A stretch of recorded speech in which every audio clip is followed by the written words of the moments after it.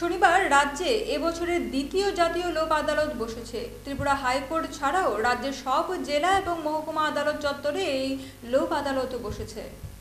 চলতি বছরের দ্বিতীয় জাতীয় লোক আদালতে মোট 40টি বেঞ্চে 21,410টি মামলা নিষ্পত্তির জন্য তোলা হচ্ছে বলে খবর।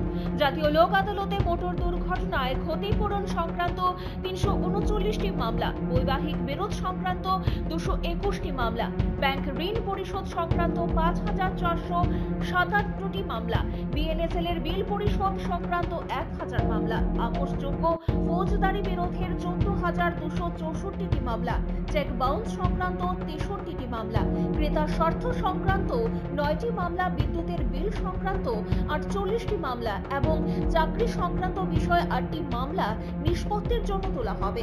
ইতিমধ্যে মামলার পক্ষ বিপক্ষ উভয় পক্ষকে নোটিশ দেওয়া হয়েছে।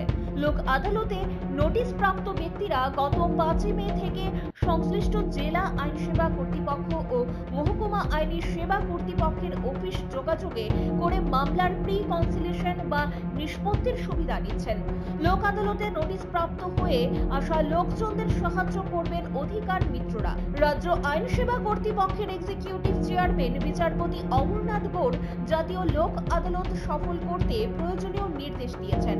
জানা যায়, দ্রুত ও বিনা আইনি খরচে সংশ্লিষ্ট সবাইকে মামলা নিষ্পত্তির সুবিধা নিতে ত্রিপুরার রাজ্য আইন সেবা কর্তৃপক্ষের সদস্য সচিব ঝুমা দত্ত চৌধুরী আবেদন করেছেন।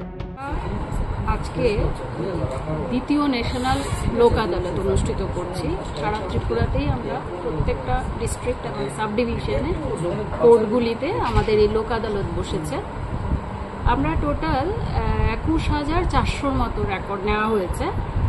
তার মধ্যে এমএসিটি ম্যাটার আছে, তারপর আছে family court related dispute matters, maintenance, ফৌজদারি মামলা, এইসব বিভিন্ন বিষয়ের উপরে নেওয়া হয়েছে।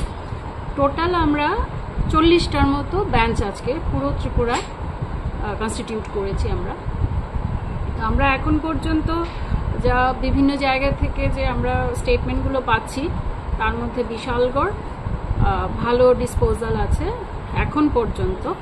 বিশালগড়, তারপর ধর্মনগর ভালো আমরা এখন অবধি পেয়েছি। ওয়েস্টে কয়টা বেঞ্চ বসেছে? ওয়েস্টে টোটাল 11টার মতো বোধহয় বেঞ্চ,